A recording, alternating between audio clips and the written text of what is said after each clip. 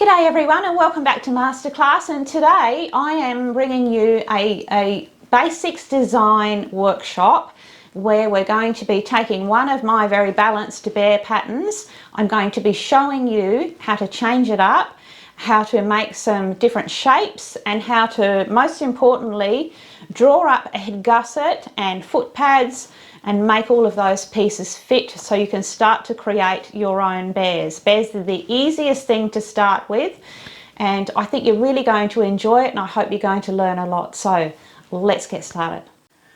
So the pattern that we're going to be playing with today is Oliver. All of you know Oliver, my little mohair bear pattern. Now I'm going to use him because he's a very balanced pattern. He's very classic in style, and he's the perfect size for experimenting on because he uses a fat quarter of mohair, so it's a good size to work with. So we're going to start, and we're just going to be doing some very small adjustments.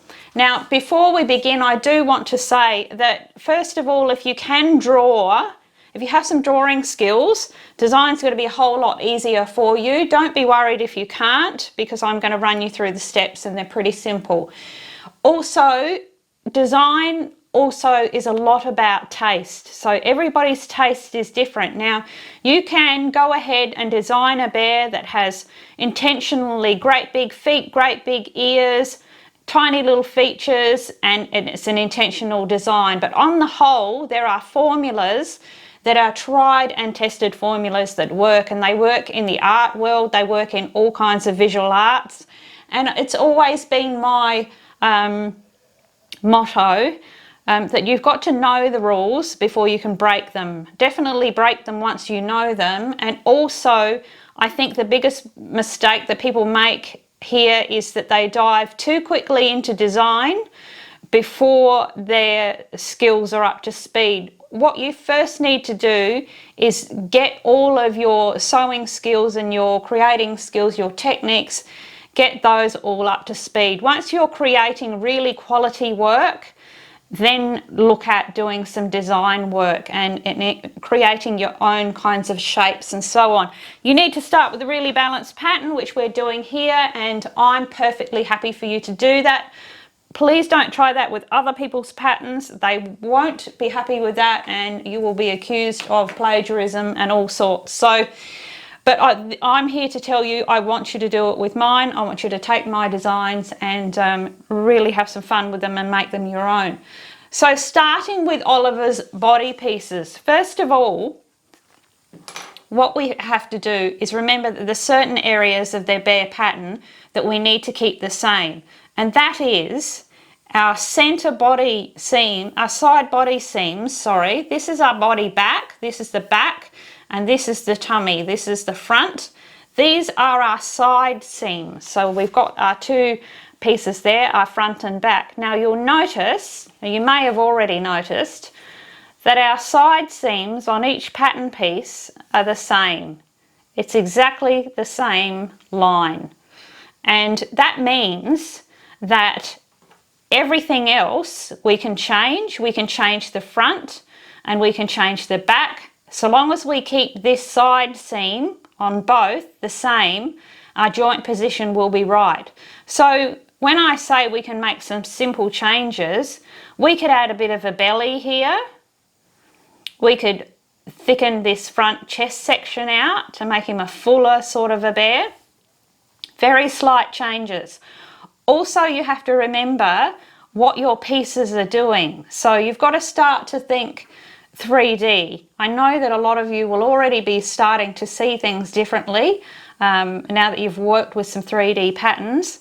If we want to increase his belly section here, you might feel like his belly is down here, but it actually isn't, because this section here actually curls right up under to meet the other body part. So we have to account for that section too. So there's lots of factors involved with changing something. So if I was going to add a bit of a belly to this bear, I would take it quite central there and keep this bottom section the same. So here's where our bigger tummy would come in. If I took that right down here, where you would think it would be, you'll end up with a very flat base, and that won't work at all. All your joints won't sit right. So it's just very subtle changes like that that can make all the difference. For now, I recommend keeping your neck sections exactly the same. Then you won't have to worry about your neck joint needing to be changed. Keep those the same. And your back, when you're making, if you do make changes to your back, you may want a slightly more rounded bottom here, which is fine. This is our back opening. Remember to keep that back opening on a nice straight section, because when you go to close that opening, it's a lot more difficult if you've made it concave. Now, at times, I have to make it concave, depending on the design I'm making. I might be making something realistic that has a concave curve in the back. I'm okay with that. I'm used to sewing up those sorts of shapes, and that's fine. But on the whole, if you can keep it straight through that section, it's going to make it a lot easier for you. A little bit later, we'll be looking at some Steiff shapes, and you'll be able to see that we can add a little hump there to give that old-fashioned sort of vintage look. But just remember, keep those side seams as they are for now, and then you won't go wrong. You alter the front and the back of the bear. So basically we're just making changes to the front and the back here, and they can be quite slight. And the other thing is that this bear is quite, he's actually quite German in his shape. So Oliver's already pretty much a German shape, which means he's sort of more of a triangle shape. He's broader at the top than he is at the bottom. He's got nice, narrow, slim hips. So just bear that in mind when you're changing it up. So for the body, that's as much as I would do. So we will move that one out the way. And let's move on to the arms. So now we've got our arm pieces here, and we've got our outer arm and our inner arm and our paw pad. Now, if you want to change that up, of course, arms are really simple to change up because you can really do anything with them without affecting anything too badly. Of course, you can change the length, you can change the curve, you can make them more curved, but do all of that design work on the outer arm. Get your shape right first. Once you're happy with that, then if you're going to have a paw pad, of course you don't have to have a paw pad. With my Sherpa bear, I didn't put a paw pad in, I just used two of the same piece. But to create your paw pad, it's just a matter of deciding on that piece there how big you want your paw pad to be. It can be quite shallow, it can be right up here on the wrist. All you need to do to create your inner arm and your paw pad, draw a line straight through, and then when you cut out your top piece, your inner arm piece, which will have your joint mark, you want to add your 3 to 4 millimeter seam allowance to that piece. And then when you cut out the paw section, you do the same. So on each side of that, you extend your seam allowance, and then you've got your two pieces that once they're sewn together will fit this one perfectly. This is really important because this bear here, so this little one, his size disc there is a 30 millimeter disc. Now this is Oliver's pattern, so it's designed for mohair. There is our seam allowance, which leaves me just enough room for that disc to fit in and a little bit of room around it. But this is a mohair bear. So all of that space in the shoulder here, between the body and the shoulder, is taken up by fur. So there's no spaces at all. So it looks nice and flush to the body. If I were making this arm up in fabric, I would increase the disc size. My reason for that is I don't want that space in between the shoulder and the body, because there'll be actually be a gap there that will be more visible because there's no fur there to hide it. So we're plumping it out.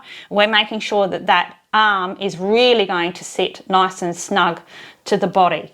And that's the trick with drawing up patterns for fabric. So you really have to know whether you're designing your bear to be made in fabric or whether you're going to make it up in fur or something with a pile of some kind. And it's going to make all of the difference. So I design my bears and animals specifically for a fabric, a certain type of fabric. So, and I like them to be made in that fabric.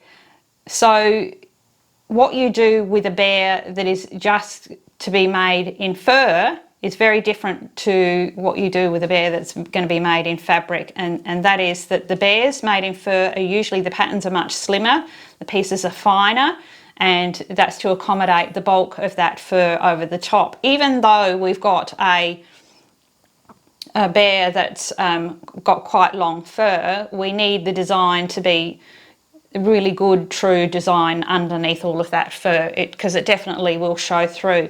But when you're designing just for fabric only, you need to plump everything out just a little. So it needs to be fuller, because you never want to make up a bear, a mohair bear in fabric, because it will look dreadful. There'll be all spaces around the neck and the joints and all that sort of thing. So that's why I have specific designs for each, and it's really important to remember.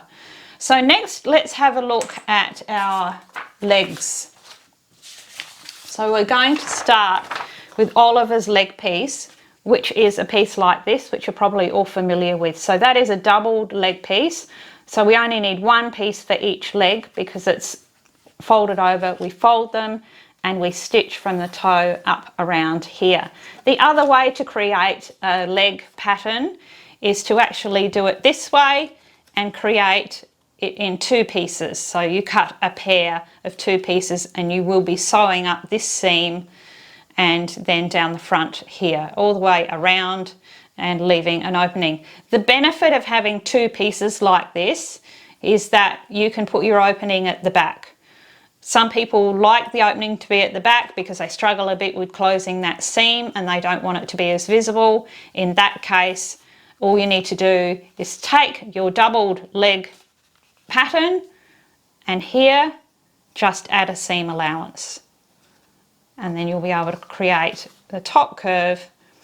You just need to round it out a little and then you've got your leg piece drawn up that way. This is my preferred method. It's my preferred method because I don't like increasing the variables by having another seam to stitch. I just think it leaves more room for more twisting. By using a folded over leg pattern wherever I can, it keeps those legs nice and straight and true. So our next step is we want to be designing foot pads. So before you go ahead and draw your leg pattern or adjust your leg pattern, you may want to change the feet. So this is Oliver's pattern and these are his feet. It's just a standard oval shape. Now you might want to add some size to those feet. So whenever you're going to create a new foot pad, it's the foot pad that you draw first, not the leg part. So first of all, you want to draw up what you want for a foot pad. So I've just traced around Oliver's there, keeping it the same, but you might want to have it come out more. You might want it broader at the toe than at the heel. You just may want it to be larger. So draw it up, get an idea of what you want, and then fold your paper and you just do a perfect mirror image so that your piece is perfectly balanced. You can see that one's actually been cut out on the fold there. So we have our perfect foot pad. We're happy with that shape. So now we just have to create the foot that will go around it. So what I'm looking to find now is the measurement that I need for this section here of the foot to fit my chosen foot pad that I've drawn up.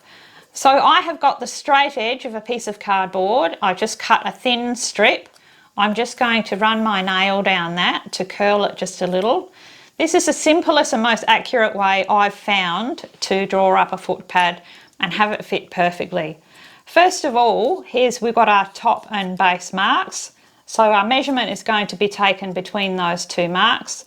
We have to remember that on a folded leg, we've got a seam at the front here. We don't have one in the center because it's a fold, but we have a seam there.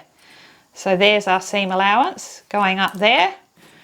So we have to take that into account. So I'm going to take my piece of cardboard, I'm going to extend it just beyond that mark, and then I'm going to follow it all the way around.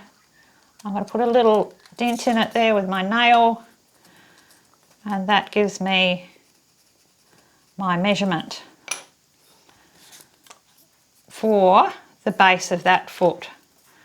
And if I lay that out there, from there you can see that's exactly how long I've made that foot. That's exactly how I measured it, and that foot pad sews in perfectly. And it seems like a fairly primitive way to do it. You can also, if you wanted to, you could just measure that section and use your ruler to put that in. But I like to add a bit of curve to the base of that foot. They do tend to sew in better that way, and by using that piece of cardboard you can adjust it and change it and still getting your size right. I hope that makes sense to you. So it doesn't matter what shape or size you create there with your foot pad, so long as you measure it up that way and make sure that this section of your foot is the right length, it's going to fit in there beautifully. Now what you do have to remember is if you've added some width to the front of the toe here, so you've made it broader here than here, you may need to add a little more room in your foot here to be able to accommodate that width. And also, if you've really enlarged the size of the feet on this size leg, you may want to thicken up those ankles, because the ankles and the wrists are the weakest part of your bear. If you look at old vintage bears, those are the two areas that go and wear the most, and they get soft and they get floppy, so you don't want them too thin. We like nice slender ankles, but not on bears. So you can see I would just increase that a little. Remember, you've got your center line here, and we've got more substance here now to handle that slightly larger foot if we had made that larger. You can change this up if you like. You can add more width here, but keep everything else the same so that your joints remain the same as well. So that's a very simple way of checking your foot pads. So from there, we are going to move on to our head pieces. So now we're going to look at the all-important head. So again, here we've got Oliver's head pieces. Now, just as we did, so we've got the head gusset here, and I'm using the full head gusset, not the split head gusset. And this is the side head. Now, just as we did with the foot pad, when you go to create a new foot or new leg design, you start with the foot pad and then you draw the leg from that. Same thing with the head gusset. So I'm going to turn this around. You always start, when you're creating a bear or any animal, you start by looking at the animal or the bear's head and deciding on the shape of the head gusset. Now when you look at any animal or any bear, if you have a look at the head and look straight down on it, you can see the basic shape of the top of the head. Now after you've been working in 3D for a while, I'm sure a lot of you already are starting to look at things in 3D. I can look at an inanimate object and see it pieced up in fabric, because your brain just gets used to working that way. But here you can see that head gusset shape. So that's the first things that you start with, because you want to decide first of all how long you want the muzzle section of your bear to be. And you have to start with the head gusset, because drawing up the side head, which is what most people do, they start by drawing up the bear head, what they think it's going to look like. But what you have to remember is this looks a little overly long here. It's because this section here is going to wrap around the front of that head gusset. So if you were just drawing it up just side head first, all of your proportions will be wrong. So once you've determined how long you want that nose to actually look on the finished bear, because you're only going to have a seam allowance there, so that's about how long that's going to be. And there's your rest of your head. Once you've decided on that, you want to draw up your head gusset just as we did. You split it down the centre so that it's perfectly mirrored and balanced on each side. And here's where, if you're just starting out, you need to start out with an existing pattern and not change it up too much. So you may want to shorten that muzzle. So get an idea of what you want to do. You want to make it a little bit shorter, you might want to make it a little bit broader here. So you can do all of that, then draw it up on the side, make those changes, and then you want to cut that pattern piece out. Once you've done that, your measurement is taken in the same way that we did for the foot pad. So you've got your strip of cardboard, and again we have to allow for a seam allowance at the front there for our centre front chin seam. And all we need to do is take it, again I put that little mark in there with my fingernail, we take it to the stop. I think there's very few teddy bear artists who actually do this, where I put in the little marks either side. I do it because it helps you line that muzzle up either side. It's surprising how much your side headpieces can shift and be different side to side. So I think if you anchor those points in, you're going to get a nice straight muzzle every time. That's why I do that. So I really recommend that. And it also does allow you to take that measurement and you'll get it absolutely perfect. So we call this area here on any animal where the muzzle starts to splay out into the head, this is called the stop. Particularly in dogs, it's called the stop. Now once you've got that measurement, which I have here, from that point to here is how long that muzzle needs to be. And you see that's a perfect fit because it's the one I did. This is the right pattern. So you can see it's measured up perfectly. If I were to change that, the length of that muzzle, then this measurement would be different and we would have to accommodate it differently. So let's say that we made it a little shorter and our measurement came to about here. It means that we would have to change that top line to accommodate that new muzzle shape. So remember what I said about when you change something in one area, it's not just going to impact that area. So Oliver has not very much stop, which means his nose is a gradual slope up and over his head. There's not a definite stop and then start into the forehead. So if you want more stop, we can take that to here. So we've immediately created a more definite stop. An animal that has a really definite stop are things like our Boston Terrier. They have a very definite stop. They have a very definite stop both ways, this way around the head from the muzzle and also up to the forehead.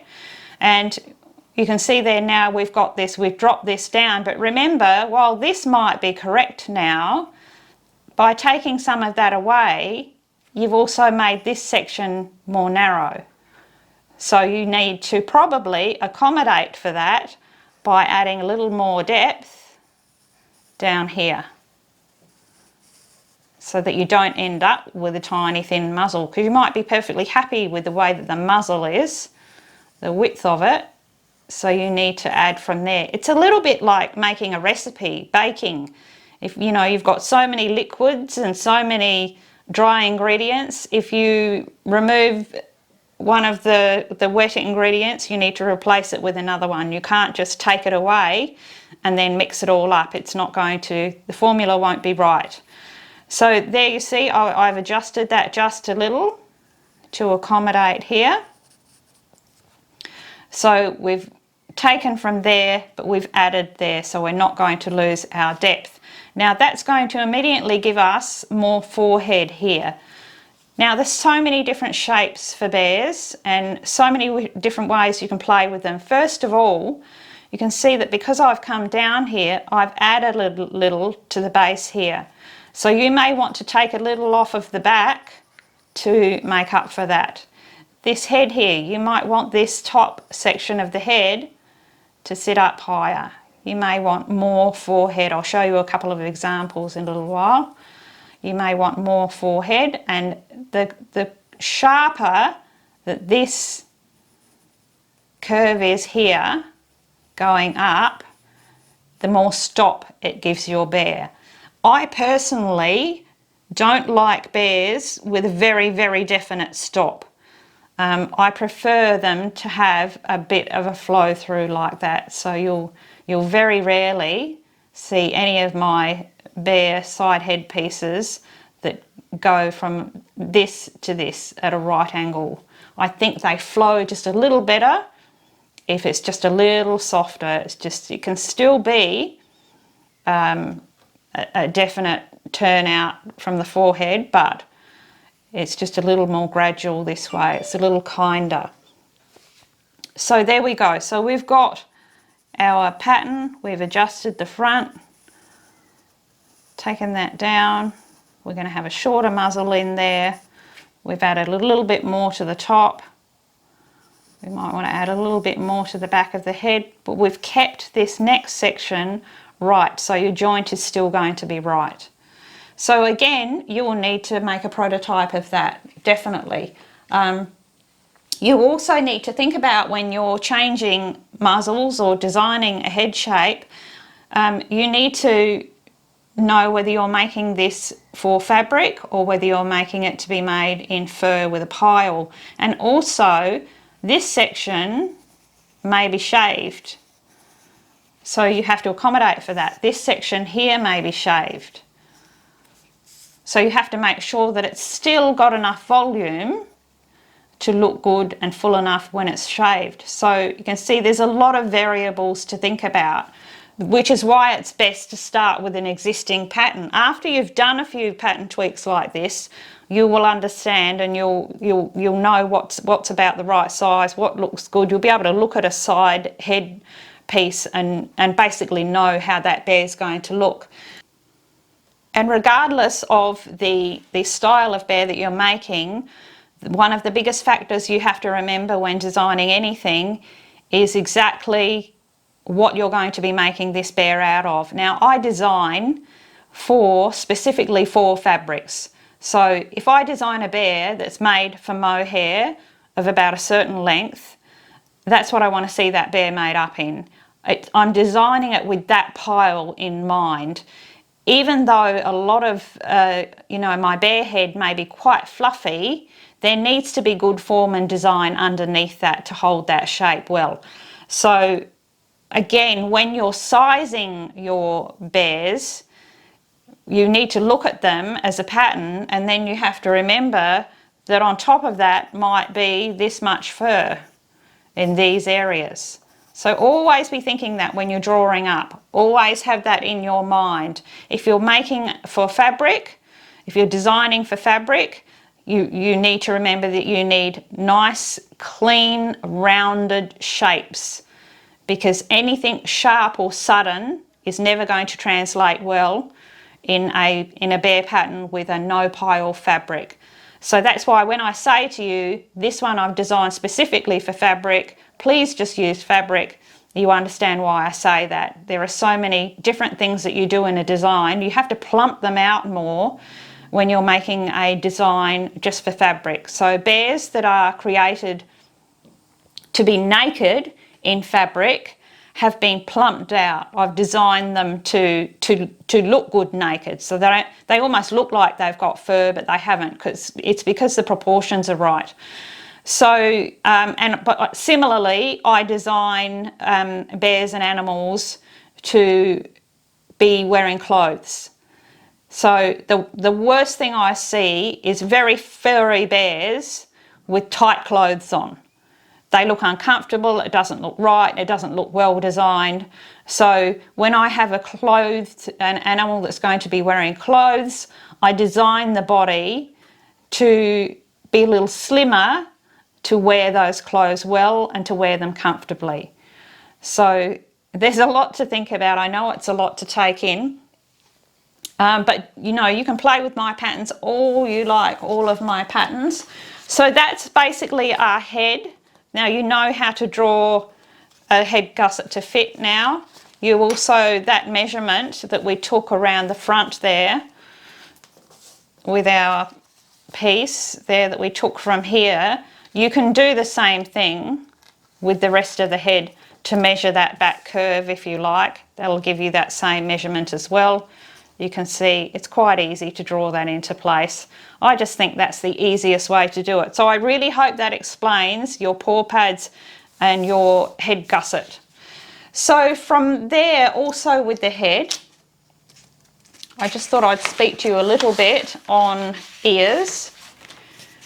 Ears are super important to designs, and getting them wrong can absolutely be detrimental to the finished result.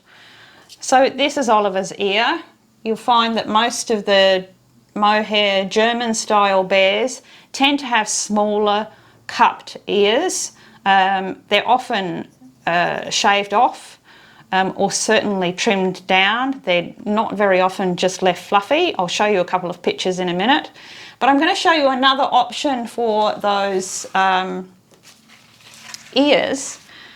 If you're making up ears, drawing up a design, and you're making your bear in a non-fray fabric, something like felt, like I often use, instead of doing a two-pieced ear where you cut two of these for each ear, you can actually take your pattern piece, like I have here, and draw it one side, flip it over, join it up the other side, right on the line, and that becomes your fold line. You give yourself an opening in the centre, and we just cut a slit there. So just to show you, this is my piece of felt. You see there, I've cut that slit. This is my fold line. I can just go ahead and stitch around the top of that ear and then turn that ear through that base there.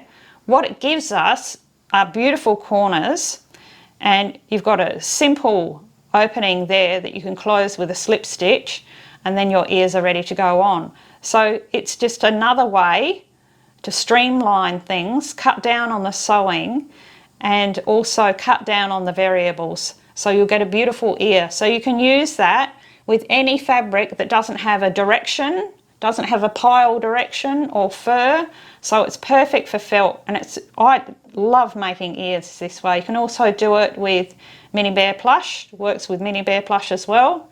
Just another option for making your ears that can make it that little bit easier. Now a lot of you have asked me for, and specifically a big shout out to Elaine. This one's for you, Elaine. Elaine's been wanting to learn a little bit about Steiff-style heads, and we do love vintage bears. Now this is a little reference photo I have to show you here. This is going to give you a good look at a Steiff head. Now you can see there straight away by looking on top of that head, this is a centre seam bear, but we'll ignore that centre seam. And what you can see, I hope you can see that, is that this centre head gusset is quite straight, it's of a medium length, and then it fans out almost immediately to be really quite wide.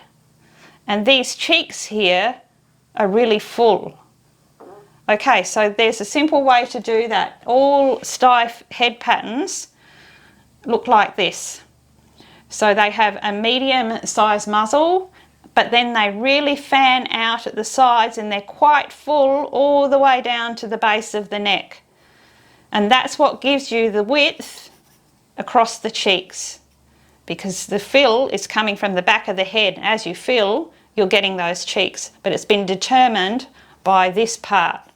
You would normally think, I need to add fill here, but it's here that you need to add the width if you want filling around those cheeks.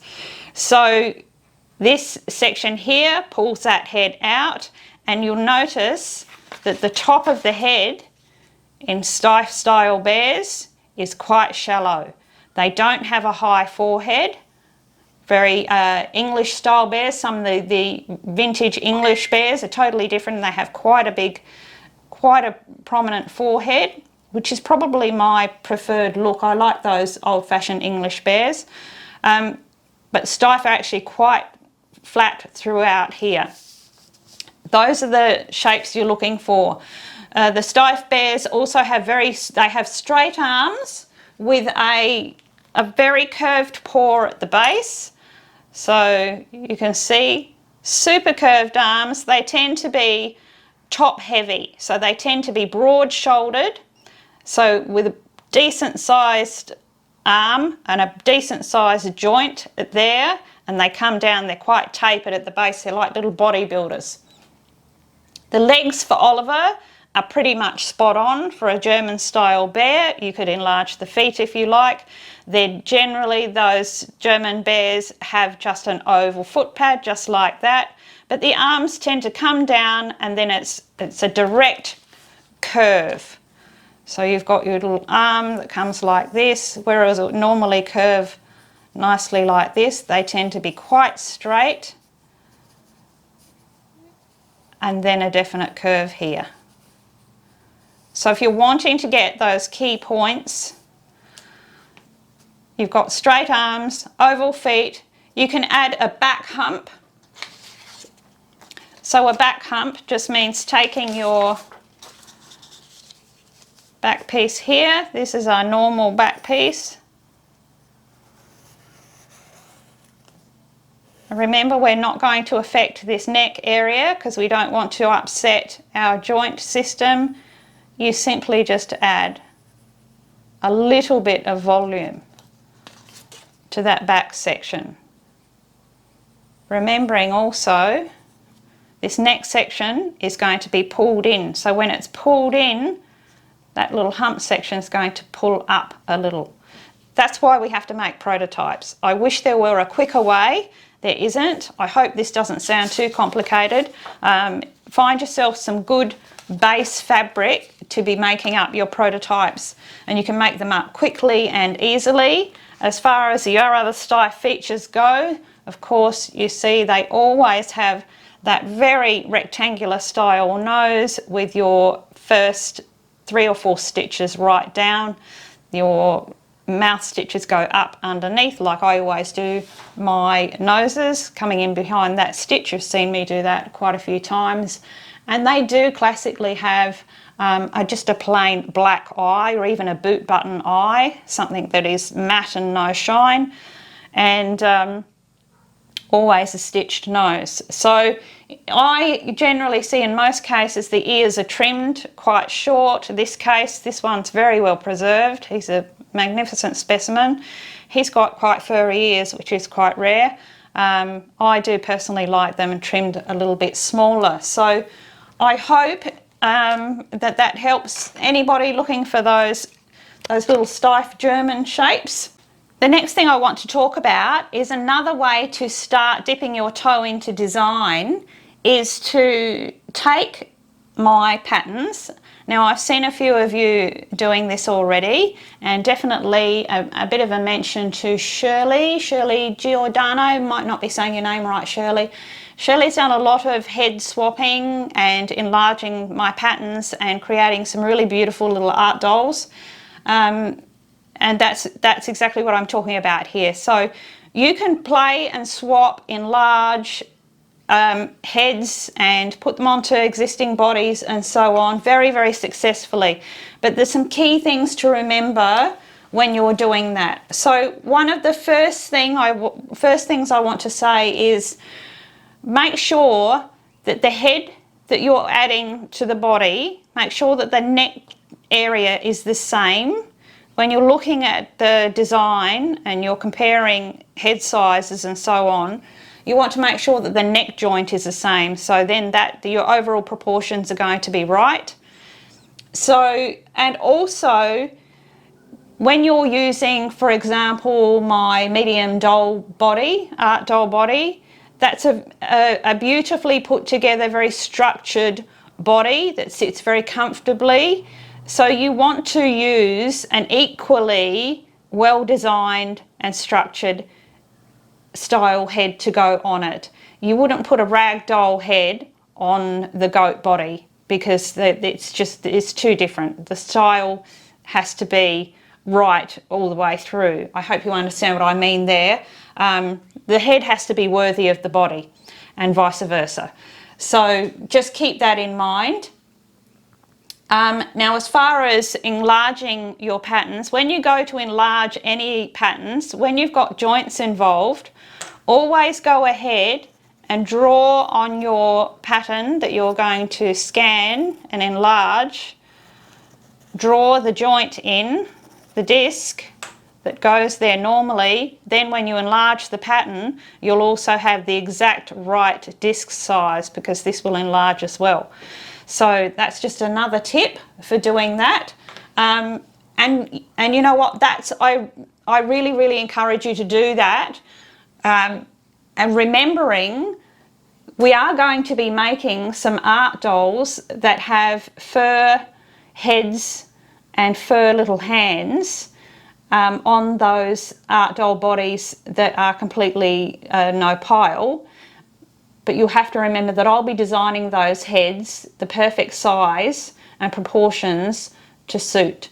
So just remember that a bear that is designed for fur will look terrible, absolutely terrible made in fabric, and a pattern that is designed for no fur generally will look wrong in fur. Another way to change up your shapes when you're redrawing and just tweaking your pattern a little, I've just brought you this little one. Now this is my goat's little companion bear. Now small differences make such a great change. Now what we've got here is a little bear. It's a standard little bear, but it looks like a baby. And the reason why it looks like a baby is because I've given him very short curved arms. So that's so very easy to change your arm shape. So very short curved arms. I've kept the joint size the same, and very short curved legs. Now the second that you draw a curved leg instead of a straight leg, what happens is when you join it to the body, it pulls out at the side here and sits just like babies sit. So that's another idea as well. It does mean it's a two-piece and you've got your closing at the back here, but it's definitely worth a try because it's such a cute little shape. It's a really different shape, and we will be making some patterns further on. Now to go along with that, I'm just going to take his hat off, and surprise, surprise, he's got little tiny ears under there. He's got those cute tiny little ears, which again are keeping in keeping with that very baby style, and all of his head shapes are very rounded and balanced. If you want a really round head, then you just keep everything balanced. You'll be surprised. Whereas the Steiff pulls right out here, this one doesn't. It's just nicely rounded all the way down to the back, and the same with the side head pieces. That gives you a perfect little ball shape. Remember, with that higher forehead, and of course a tiny little short muzzle at the front. So you would draw this piece first and then draw everything else to match it. I've got a sculpted nose on there, but you could always do a stitched nose. But that just gives you an idea. Just tweaking a pattern just a little bit can really give you a really different look. And just remember that short limbs and curved limbs, rounder heads and higher foreheads generally make a younger looking animal.